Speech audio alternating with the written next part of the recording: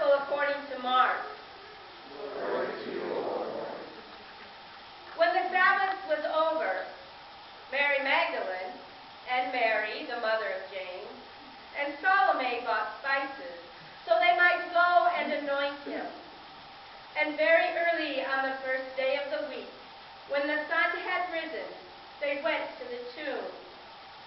They had been saying to one another, "Who will roll away the stone for us from the entrance to the tomb?"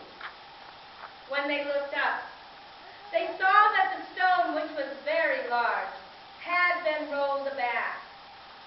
As they entered the tomb, they saw a young man dressed in a white robe, sitting on the right side, and they were alarmed. But he said to them, "Do not be alarmed. You are looking for Jesus of Nazareth, who was crucified. He has been raised. He is not here. Look, there is the place they laid him.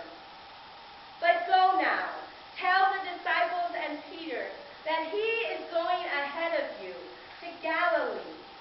There you will see him, just as he told you." So they went out and fled from the tomb, for terror and amazement had seized them. And they said nothing to anyone, for they were afraid. The Gospel of the Lord. Praise to you, O Christ. Please be seated.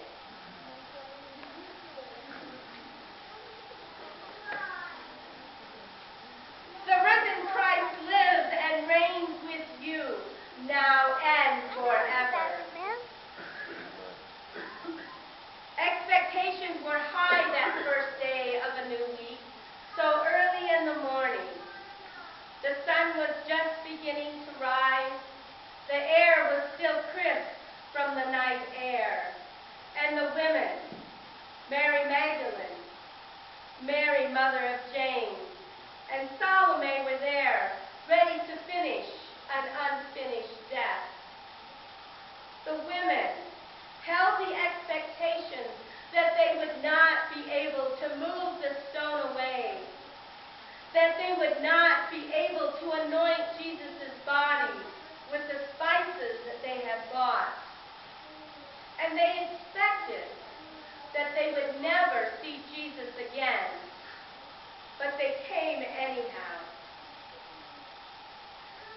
Mary Magdalene, Mary, mother of James, and Salome, their expectations were not met that morning. Nothing they expected to happen that morning took place. The stone they expected they would find and keep them from Jesus' body had been rolled away. The body that they expected to anoint with spices was not there to anoint. And the tomb that was holding Jesus' body was empty. But the women were told instead that Jesus would be in Galilee. Nothing was as they expected it to be on that first day of a new week, so early in the morning.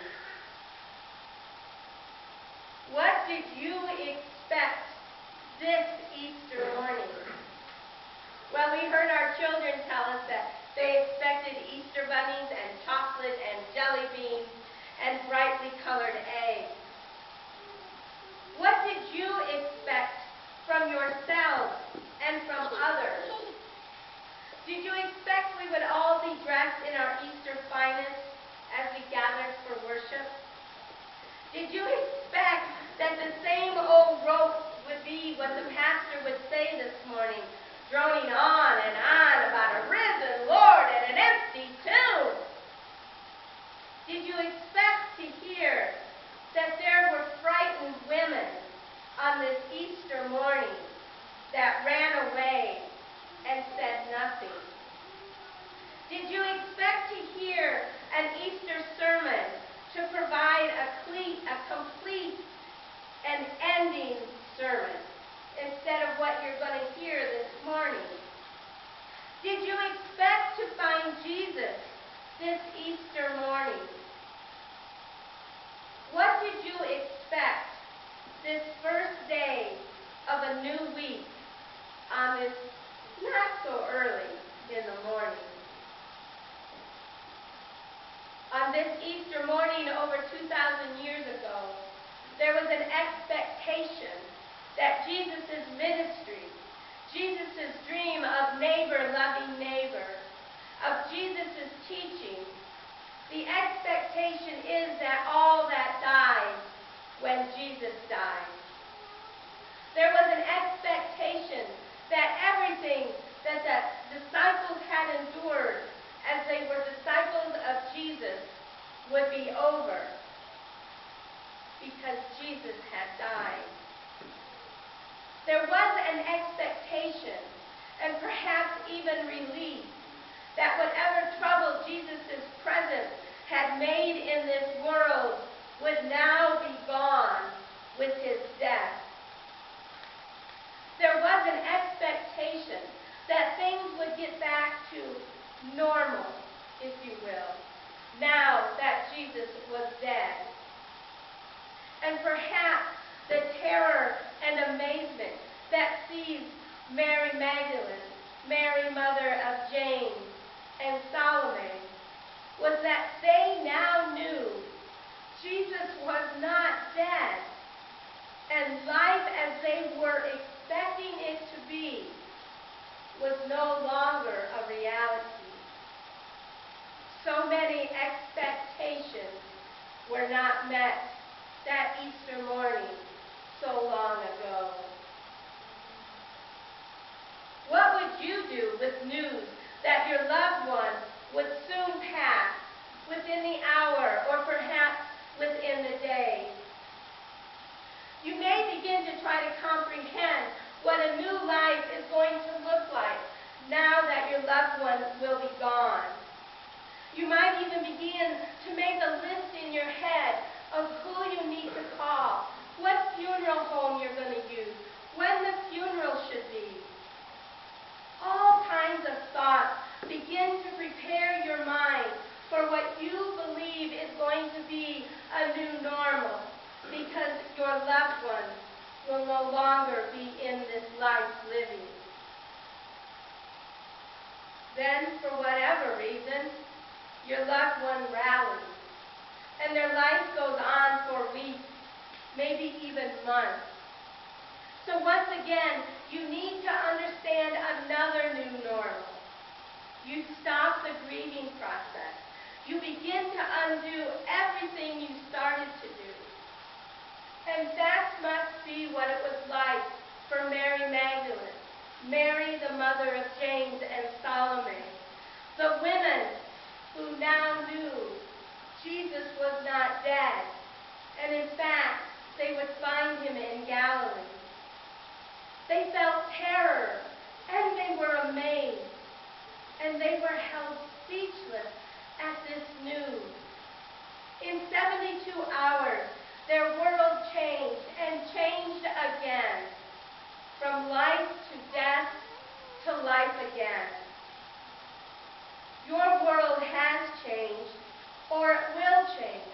The nanosecond you crack your heart open to Jesus, your world changes.